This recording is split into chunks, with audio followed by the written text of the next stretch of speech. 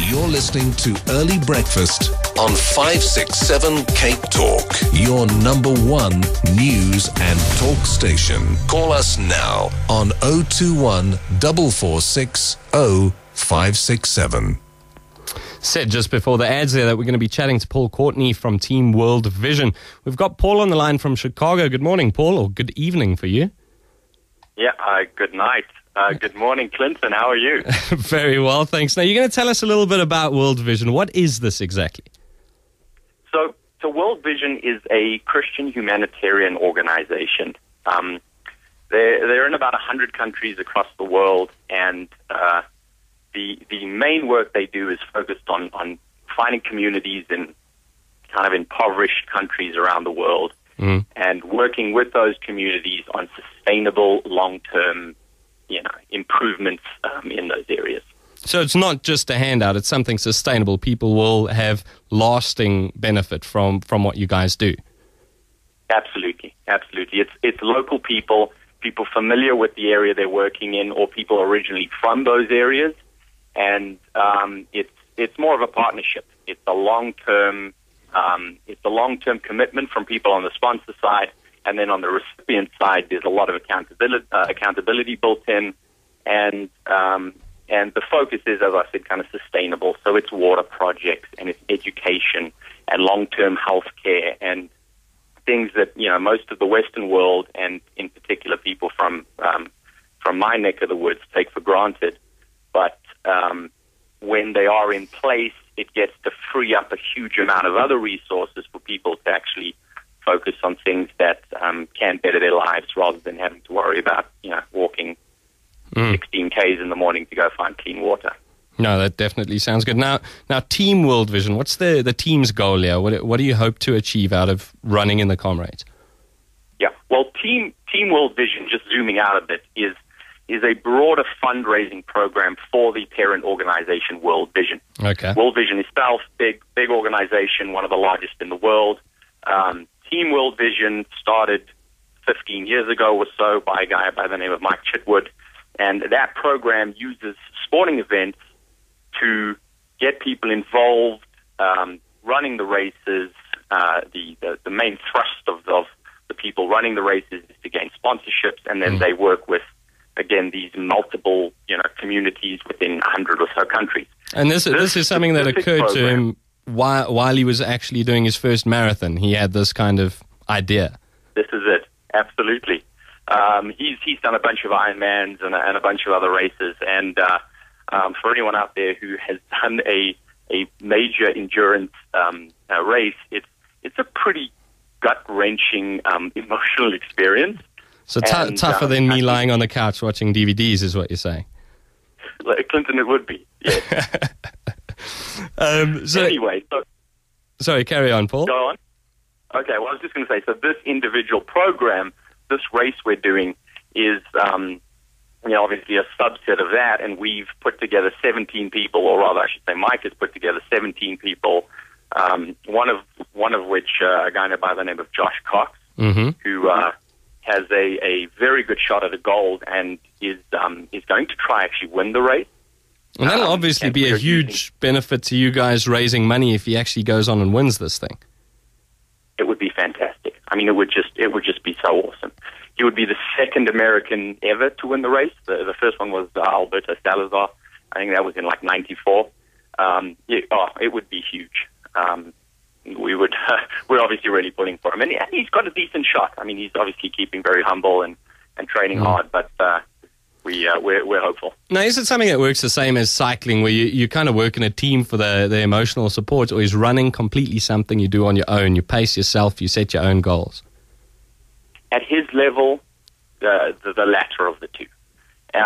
For the regular Joe component of this team of us coming over, which is 12 of us, 13, 14, it's very much a team thing. I mean, you need help. When you get to mile 25 of a 30-mile training run, you need people next to you urging you on. You're going to go through really tough spells, and you need other people who can kind of pull you out of it. And, sometimes the roles reverse then. But I think at Josh's level, it's he lives out in Mammoth Lakes, and he trains with a number of other elite runners. So that surely helps. But it's a lonely sport. I mean, I think it's a lot of long miles on the road, and certainly in the race, you're going to be spending, hopefully 5.5 hours pretty much by yourself. Yeah, so it's definitely something I wouldn't be able to do. Tell us a bit more about the other members of the team. Okay, well, I mean, it really is, other than the regular Joe, if you will, part of it, which includes myself, a few other people from Chicago, and another South African guy actually also named Paul Jans van Rensburg. But we've got, in addition to Josh, who's an exceptional athlete, Mike Chitwood's going to be running it as well. He is the national director for Team World Vision. There's a gentleman by the name of Paul Martin, who's a phenomenal athlete. He's done 10 Ironmans or something. He lost his leg, actually, soon after coming out of university, and he has continued, and he's been nominated for a couple of ESPY awards, I think, and he's going to be running it on a prosthetic. My word. And it's incredible. It's unbelievable. A guy named Bart Yasso, who anyone who reads Runner's World should be fairly familiar with him, but he's the chief running officer for Runner's World. There's going to be a kind of camera crew following him around, and he's going to be documenting the event, which will also have great implications for promoting the event internationally, because obviously Runner's World has got huge readership here in the U.S. And then also Andy Baldwin is also going to be running it, and he was on the show The Bachelor, for anyone who watched that, and he's currently a Navy doctor. So packed for some big names there. Can I ask you, how did you arrive at deciding on the Comrades here? Is this an event that draws a lot of international attention in the runners community as well? It's beginning to. This year is a huge number of international entrants. I think this year is something like 12 or 1,300. And don't quote me on that, but they're trying to increase the participation. I mean, obviously the biggest difficulty is it's the other side of the world.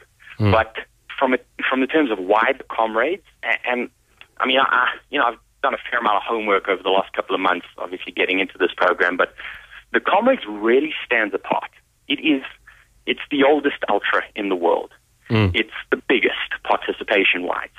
When you compare it to a lot of the other races with similar levels of participation, it's 5Ks or a 10K here or a half marathon in Berlin and a flat course or London or even Chicago. There's a few tough races, but there is nothing close to Comrades. So I think people in South Africa kind of get, desensitized to the fact that this is a insane event. I mean, you're doing the same kind of gross altitude change as climbing Kilimanjaro. And you're doing it in one day in the heat, and it's 90 Ks. Now that is incredible. That's a massive distance. But I must say, well, what's brilliant about what you guys are doing is I think it's perfectly in spirit of the Comrades, which sometimes seems to have been lost along the way. So maybe you can tell us, for those listening now, if you want to get involved and sponsor a runner, does it work sponsoring per kilometer or per mile? How can someone get involved if they'd like to? The sponsorships we're doing are long-term. The commitment is depends on obviously the person, but ideally it's a long-term commitment to a sponsorship.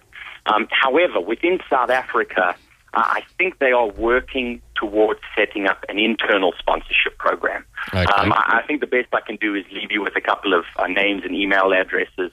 I certainly will say, if you get a chance, check out our website. What is that website address? So it's www.theultimatecause.org. O-R-G. www.theultimatecause.org. What we'll do is pop that up onto our website as well, so anyone who is interested in getting involved and learning a bit more about your programs can check that out. That would be great, Clinton. Thanks so much. No problem. Hear your voice again. Finally, Paul, I need to ask you, what goal are you setting yourself? I believe it's your first Comrades? It is. I'm going to try to a sub 9 hour, but that's very much up in the air, and we've actually been in touch with Bruce Fordyce as part of the event, and he's aiming for the same. So I figure if I can run part of the race with Bruce, we'll get him to piggyback you for some of it. then I'll be happy with that. But if I just cross that finish line within the 12-hour cutoff, I'll be thrilled. Excellent, Paul. Good luck, and good luck with the training. Thank you, sir. It's Paul Courtney on the line from Chicago. Shame, quite late there. I think it's about 10 minutes to midnight in Chicago. So thank you very much for staying up there. If you want to get involved, please check it out. It's www.theultimatecause.org. We'll put that up on our website, and we'll get some more details from Paul as well if people want to get in touch. We'll keep those details. You can do it through us right now.